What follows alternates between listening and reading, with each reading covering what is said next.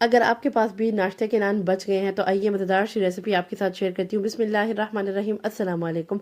अल्लाह ताला से दुआ है कि अल्लाह ताला आपके रिज़्क़ में कुशादगी करे। फ्राई नान वो भी इतने ज़बरदस्त, इतना स्टिक हुआ हुआ उसका मटेरियल, कैसे मैंने बनाए आज वो भी कह रहा था चीख चीख के, भाई आज नहीं मैं लथना, इतना मज़े का मटेरियल कैसे बना, ये आज आपके साथ शेयर करते हैं। इसकी टिप्स एंड ट्रिक्स आपके साथ शेयर करूंगी, वीडियो एंड तक देखिएगा। किस तरीके से आपका नान पे से मटेरियल नहीं उतरेगा और किस तरह से क्रंची क्रिस्पी बनेगा। करना कुछ यूँ है कि आपने 3 मीडियम साइज़ के आलू ले लेने हैं, उनको इतना बारीक बारीक काटना है ना ताकि अच्छे से वो पक जाए आपके। 2 जो है मैंने प्याज ले लिए थे, 1 बाउल जो है वो मैंने पालक ले लिए थे, 3 से 4 हरी मिर्ची ले लिए थी। अच्छे से कट करके आपने डालना है, कोशिश करनी है चीज़ें जो है वो थोड़ी ब्रिक स्लाइसिस में होनी चाहिए हर चीज़। नमक ले लिया मैंने 1.5 table spoon, half tea spoon मैंने हल्दी ली है और साथ ही साथ मैं इसमें कुटी हुई लाल मिर्च 1 टेबल स्पून ऐड कर रही हूँ और लाल मिर्च पाउडर ऐड किया। लाल मिर्च पाउडर जो है वो मैंने हाफ़ टेबल स्पून ऐड किया है।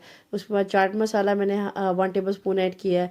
गरम मसाला हाफ़ टी स्पून और हाफ़ टी स्पून ही काली मिर्च और सूखा धनिया मैंने 1 टेबल स्पून भर के ले लिया था। अच्छे से उसको ना हाथों की वजह से क्रश करके डाल दिया था। तकरीबन 5 सर्विंग स्पून जो है वो ऑलमोस्ट बेसन मैंने इसमें ऐड किया है। बेसन डालने का आपने इस तरह से चेक करना है कि जो आपका मिक्सचर है वो थोड़ा थिक थिक होना चाहिए, जैसे भी अब आपको नज़र आ रहा है। इतना चीज़ों के ऊपर प्रॉपर बेसन लगा हुआ नज़र आना चाहिए, तभी आपका मिक्सचर जो है वो नान के ऊपर स्टिक होगा।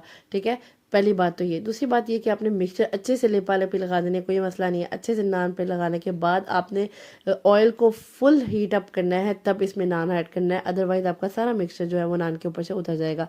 आपको जैसे नज़र आ रहा है मैंने जो ही नान ऐड किया तो एकदम से बबल्स बनना शुरू हो गए। इट्स मीन्स कि मेरा ऑयल है वो फुल हीट अप हुआ हुआ था। उसके बाद मैंने क्या करना है, नान को 3 से 4 मिनट पकने देना है और उसके बाद हल्का सा उसको प्रेस करना है ताकि जो जी चीज़ें उसके ऊपर मैंने लगाई हैं मिक्सचर अच्छे से पक जाए। उसके बाद आपने 2 स्पैचुला लेने हैं या और ध्यान से आपने इसको टर्न कर देना है। ठीक है, 4 से 5 मिनट लगेंगे एक साइड को पकने में, अगर आपने मिक्सचर अच्छा खासा लगाया। क्योंकि मैंने अच्छा खासा मिक्सचर लगाया था तो उस हिसाब से मेरा मिक्सचर जो है ना पकने में भी टाइम लेगा।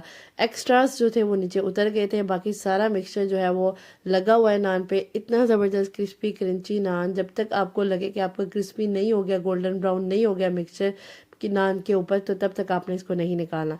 इसी तरीके से मैंने बाकी भी नान फ्राई कर लिए थे, इतने ज़बरदस्त क्रिस्पी नान बने थे। बारिशों के मौसम में ये ज़रूर ट्राई कीजिएगा और मुझे फीडबैक दीजिएगा।